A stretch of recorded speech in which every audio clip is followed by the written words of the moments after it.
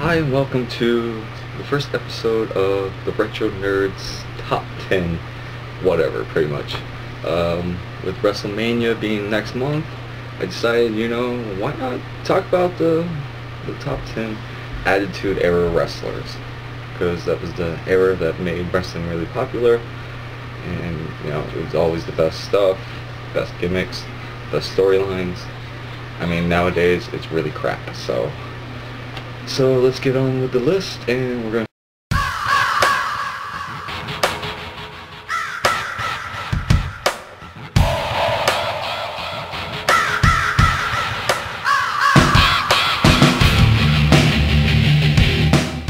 start with number 10, which is my choice. I chose because I love the wrestler. He's awesome. His name is Raven. Now, Raven didn't come into the WWE until about 2000 and something, but he's also been in all three of the big organizations. He's been in WCW, ECW, and the WWE. So, and that's all in the span of the 90s, that he was part of all three of those organizations. With his even flow DDT, I mean, he laid waste to any challenger there was. Also having the Ravens block, with a lot of great names, part of the Ravens flock as, like Billy Kidman and stuff like that, but just not being a normal wrestler who's also a hardcore wrestler, which, in the ECW, that was really, really, fan favorite, multiple time ECW World Heavyweight Champion. I mean, he's held titles, he's held the hardcore title, but all in all, he's one of the best hardcore wrestlers there is, bar none, besides Mick Foley and Tommy Dreamer and Terry Funk. But Raven is a good wrestler, and he's great on the mic. He's very intelligent. If you watch some of his stuff that he does in WWE, he's very intelligent when he speaks. He's not like most wrestlers, like Hulk Hogan, oh brother, and shit like that, He's very intelligent with what he has to say, so I love it when he talks. He's very awesome. Oh, yeah! Woo!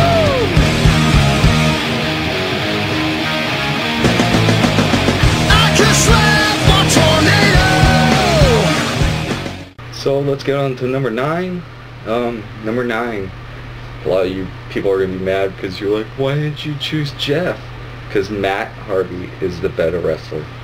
Jeff Hardy just overdoes it with always getting fired and everything like that because of his drug abuse. Matt Hardy was always the better wrestler of the two. Yeah, of course he didn't do the flips and acrobatics like Jeff, but he was the stronger wrestler. He should have been the one that got the push to the world title, not Jeff. Jeff did not deserve the push to the world title. Really, he didn't, because every time he was world champion, he did something, or a champion, regardless, he did something stupid. Oh, let's relapse and go on drugs again. He didn't care about the fans, because he always did that shit. At least Matt, kept coming back, even after the whole Edge and Lita shit, that was real. It wasn't kayfabe, as most people would think, oh, that's the story. No, that was real life. Edge actually did take Lita away from Matt. So seeing those matches, you were sitting there going, when you were watching them take the hits and stuff, it's like, is Matt really punching Edge? I wouldn't doubt it, in their street fight, that fucking Matt just unloaded on fucking Edge and just kept going and beating the living shit out of him. If I was Matt, I would be doing the same thing. But Matt Hardy, with his twist of fate, even his brother stole that move too, inverting it so it's a reverse DDT neck breaker type move. Matt was always really good.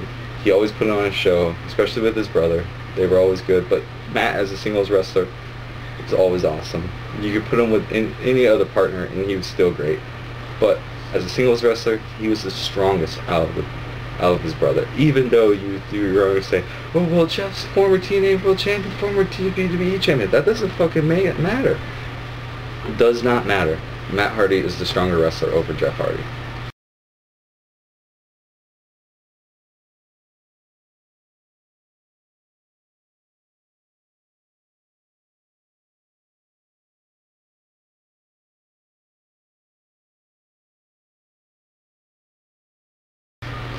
So let's go on to number 8. Number 8 is actually a tag team, because they were the best around that time during the 90s, no matter what. Being from ECW, then going to WWE, the Dudley Boyz. And the reason why I chose the Dudley Boyz as a unit, as a team, and not one in particular, is because they were awesome as a team, bringing the tables to the WWE. And then just not that, with Edge and Christian and the Hardy Boys, they invented TLC matches, which was really, really just fun to watch. The first couple were, but then after a while it just got like, alright, this has to stop. But the Dudley Boyz always on the same page, always on time with that fucking 3D move. No matter what, as soon as you saw Devon standing in front of some dude that had his back turned to him, and you saw Bubba standing right behind Devon, you knew what was coming. You were already shouting, 3D, 3D, you're already holding up those hand signs and everything going, 3D! You already knew what was coming. May it be through a table or whatever, but each of the Dudley Boyz, Bubba and Devon, were strong single wrestlers. They had great moves, from the Bubba Cutter to, you know, Devon's reverse DDT that he used during his period as Reverend Devon, but they were still great wrestlers. But put them together, they were an awesome team, no matter what. You think you know me?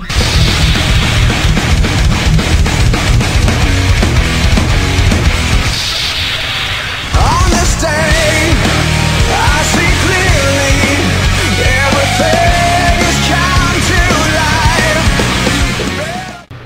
life. Let's go to number 7. Number 7 is Edge. Yes, Edge. Edge over Christian. Edge all the way. His recent retirement a few years back, you know, it's kind of sad to see him go because he had so much to offer. He was on a rise. He was always fun to watch and fun to hate with his rated R superstar gimmick, but when he was with Christian, you know, 5-second poses. But yeah, you know, they were always funny. They were always a great tag team, from the Brood to Edge and Christian days to the TLC matches that they had with the Hardys and the Dudleys. It was just sad to see him finally, you know, say he had to leave because of his neck injury that he suffered.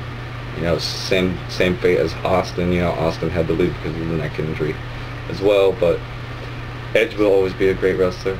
I hope to at least see him come back for guest appearances sometime, you know, this year. I wouldn't mind seeing that. Heck, I wouldn't mind seeing him at least try to get in the ring one more time, just to fucking, you know, show people, look, I've done it.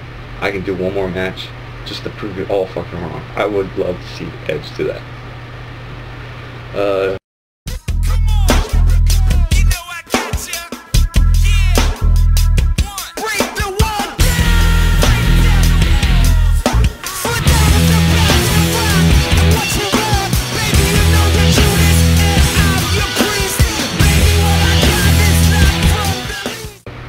Okay, on to number 6, Chris Jericho. This man is my favorite wrestler of all time. You're probably going to say, why is he number 1 then, Travis? Well, because there's someone else that deserves that number 1 spot, because he made the Attitude Era. But let's get back to Chris Jericho. Chris Jericho and me, we have this kind of, I've never met him, but we have this weird thing that we both have the same birthday. We were both born on November 9th. It's kind of weird, but ever since I found out about that, I just watched Chris Jericho matches and watched Chris Jericho matches, and, you know, he's just a really awesome wrestler to watch. You know, from watching him pull off the fucking Walls of Jericho / the Lion Tamer, to his Lion Salt, to the days when he was in ECW as the Lion Tamer, to WCW, to WWE. He is still always fun to watch, even outside of the ring. His music, when he's touring with Fozzy, is awesome. It's great music. I mean, a lot of times WWE uses a lot of his music for the pay-per-views and stuff, so it's great. It's awesome. I love him. He will always put on a show. He's just like Shawn Michaels, you know, great on the mic, great at performing. He always leaves you breathless every time. You know he's going to come out of nowhere and hit that fucking code breaker.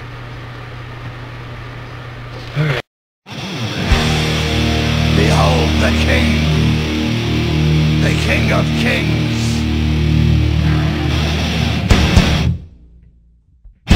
On your knees, dog. Next on the list is number 5, Triple H. Triple H.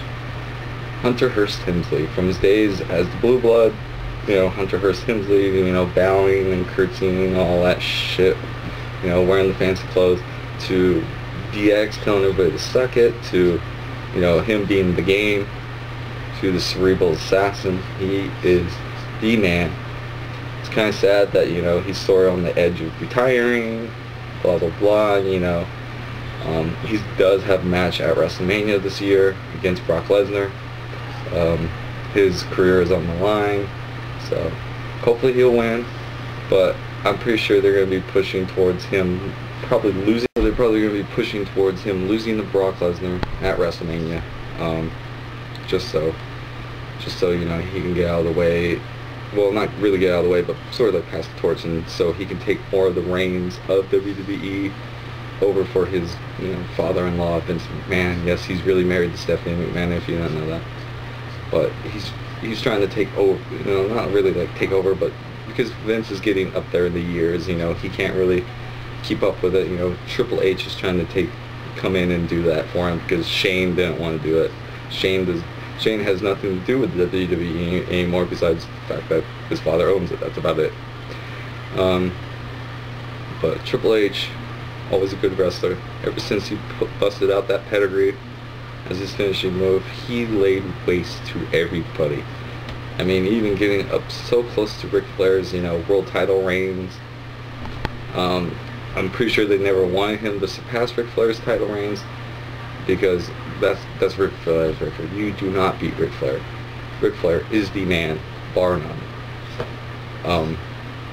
But yeah, Triple H will always be the best. From watching him, you know, hit that flying knee, to watching him backdrop Cactus Jack through the Hell in a Cell, to every match he's ever had. I mean, to the day where him and The Rock fought in a ladder match for the Intercontinental title. That was awesome. So, no matter what, Triple H, you're an awesome wrestler, but we gotta move on.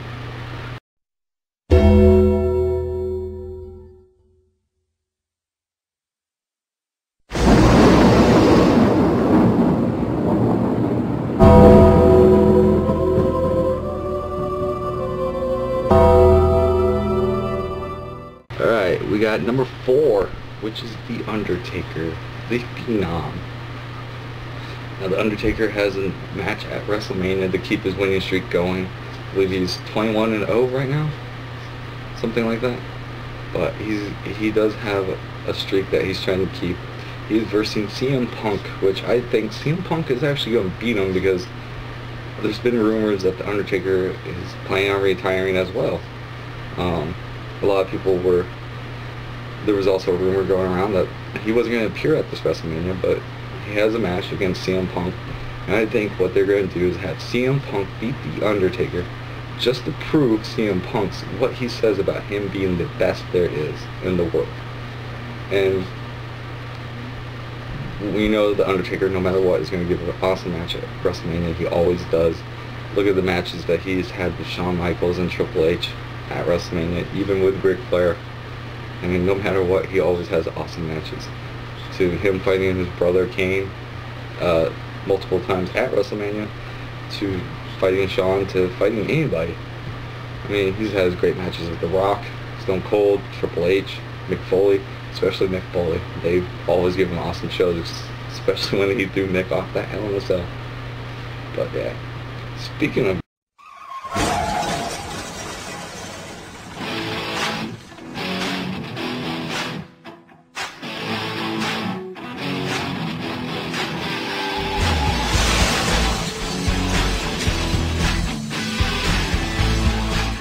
Mick Foley, I know The Undertaker's great and all, but let's go to number 3, which is Mick Foley. Mick Foley. Man, he's got 3 faces. You got Dude Love, you got Cactus Jack. Well, if you, by technicality, if you want to get technical, he's actually got 4 faces, because Mick has actually wrestled as himself. I mean, yes, he does mix his outfits. You'll see his sleeveless flannel, but usually, when he wrestles Mick, he's usually got the Cactus Jack and the Cactus Jack boots, but he sort of like mixes all three of his personas in there, because you'll see him pull out fucking Mr. Sacco. But if you want, like I said, if you want to get technical, he does have 4 faces. Mick Foley, and his normal stuff. You got Cactus Jack, you got Do Love, and you got Deranged Mankind, which are all, no matter what face he has, they're all my favorites. I love Mick Foley. Mick Foley is what made me watch wrestling. Mick Foley drew me in ever since I saw him falling off that Hell in a Cell. I mean, and climbing back up, dislocated shoulder, bruised kidneys, and still wanting to fucking fight the Undertaker. That shows you pure guts right there. That man is awesome, no matter what.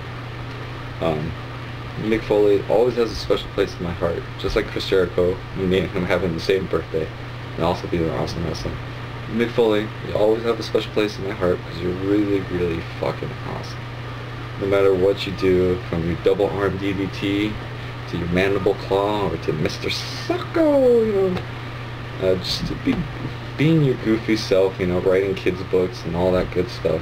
You are a very wonderful man for giving back to your fans by writing kids' books like that. I mean, I read them. They're really great. I read your autobiographies. I just read your books in general because you're a really great author. No matter what, Mick Foley, you're awesome. Alright, and then on to number... If you smell what the Rock is cooking.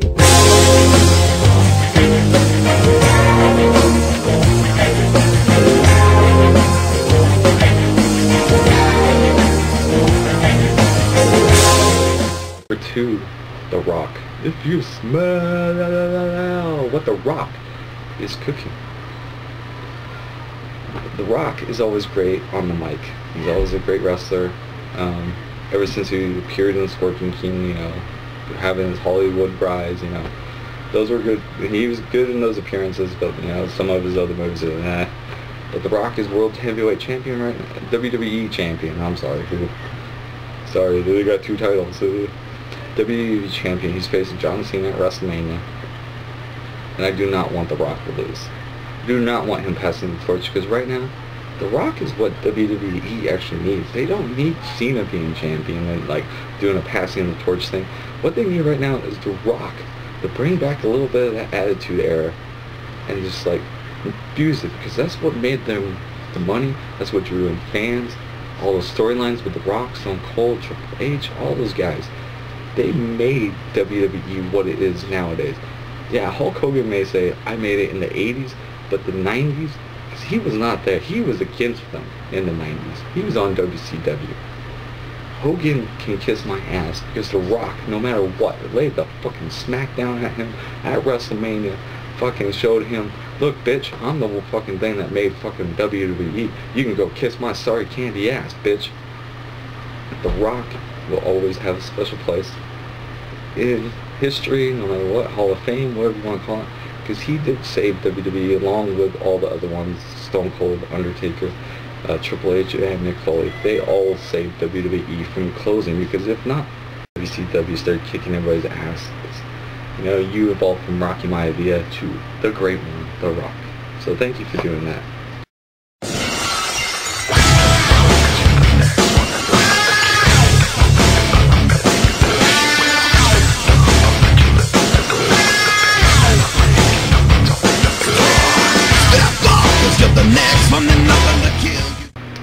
And last but not least, if you didn't realize who it was going to be, you're a fucking moron. But number 1 is Stone Cold Steve Austin. Stone Cold with his hand dressers, drinking beer, drinking some Steve Weisers, driving his monster truck, doing all that crazy shit, made people want to watch Raw, made people want to watch SmackDown, made people want to watch the pay-per-views. He was the person that, flipped off his boss, told him to go fuck you, and then kicked him in the gut and Stone Cold stunned his ass. Stone Cold, no matter what, will always be number 1 on everybody's list because of what he did. He made the ratings, he made the money, he made WWE successful. Along with all those great other wrestlers that he fought against, The Rock, especially The Rock. him and The Rock have such great chemistry that I wouldn't mind seeing Stone Cold come back for one more match. I wouldn't mind seeing him actually come back during WrestleMania. Stone Cold Stunner fucking John Cena, let The Rock pin him, and then, you know, next night on Raw, have fucking Stone Cold come out, challenge him to WrestleMania. That, you know, for next year.